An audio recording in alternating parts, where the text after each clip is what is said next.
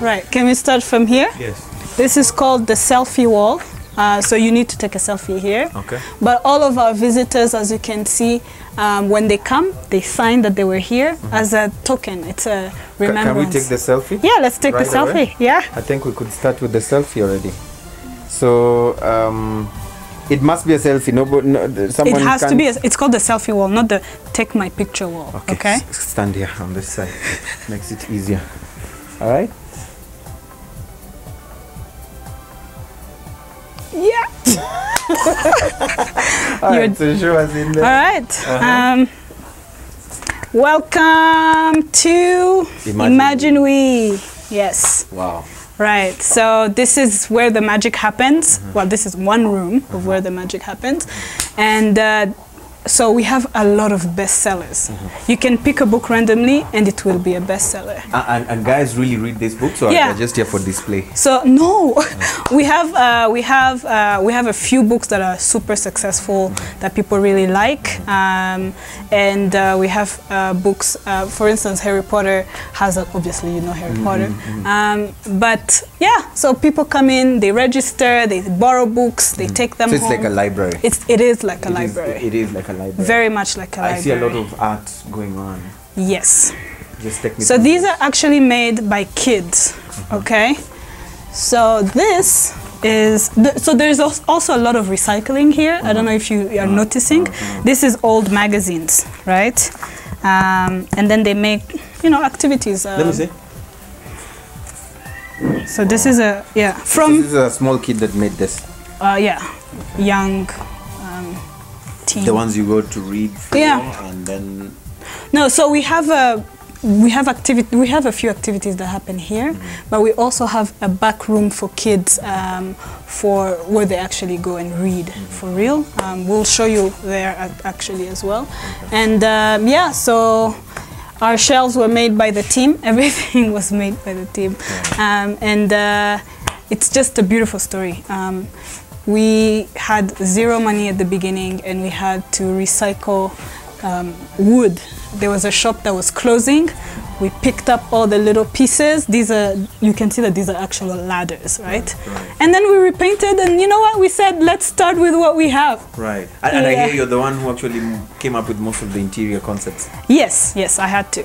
I had to. And these are my favorite. Actually, my brother helped a lot, and Sandrine. And this is just simple: sack of rice, pieces of wood, and some fabric. And some fabric and an old mattress. And then we have a very nice African bench that we actually really love. This is my favorite piece of furniture here. And you have my old choir dress over there.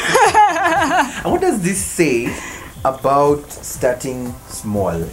Because most entrepreneurs say that we want to start big, and it's not wrong for us to dream big because we are entrepreneurs. But from your story, you seem to have started from basic. I mean, what does this say to those who want to really start way up there? Yeah, I don't believe in starting way up there. Even if you get a big grant, it's not necessary. One of the things, starting small, this table probably cost us like what, 3,000? And it looks nice. 2,000 Rwandan francs. Yeah. Oh, and then after we grew, we said, you know what? Let's add a piece of glass to make it look a bit nicer, But other than that, old ladder, broken down. We removed. You can see the holes. And then pieces of wood from the old shop that they were going to throw away. And then it doesn't kill our dignity. I feel like when people start, they say, we need fancy things to show that we're fancy, but your work should speak for you, not your furniture. Right. And But you see, you mentioned the grant thing. You've actually won, I think, more than 2 times. A few more, yeah. A few more. Yeah. And then that brings to that particular aspect of why not go fancy? Go to one of those huge skyscrapers, book an office, create a very fancy office and stuff like that. Right. What's holding you back from doing such a thing? Well, which most entrepreneurs, young entrepreneurs, would probably have done. I mean, right now our thinking is, what if something went wrong in the next, you know, like we're trying to be as safe as possible, but also after we started and had all these handmade furniture, every team member, Sandrine, which she was really, you know, one of the beginners, the bond that it created, you know, it's not something that you can, you know, exchange for any fancy things. You know, the bonds, the memories we have, that's my choir dress right there, you know, or, you know, you can't trade it for anything. Hold you back from so it's wanting to dispose them and then get right. Right. We won't dispose of them. We will always use them, and they're beautiful. Right. Their stories are beautiful, and they're part of us. They're part of our journey. Indeed. Advice or secret to actually getting these grants, because some people have brilliant ideas and they do not have funding. Right. And you have got this opportunity more than twice, as you said. What's the secret? The secret, focus on the impact, okay? Focus on who do you want to help? Who do you want to help? Why do you want to help them?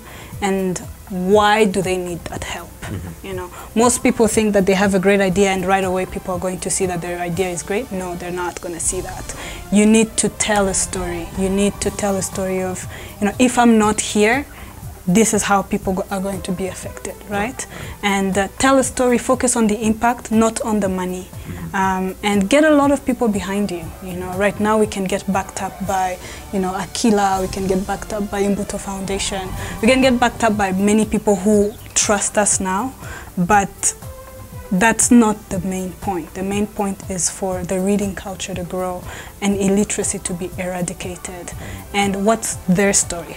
If you're applying for a grant for prostitutes to get off the street, what is the story? You know, the grant should have a whole bunch of, a crowd of people behind you that it's going to empower, not just you, you know, for your fancy office. Meeting with the First Lady, how even getting too close in recognition of your great work, how did that feel? Well, first of all, I was shaking a lot.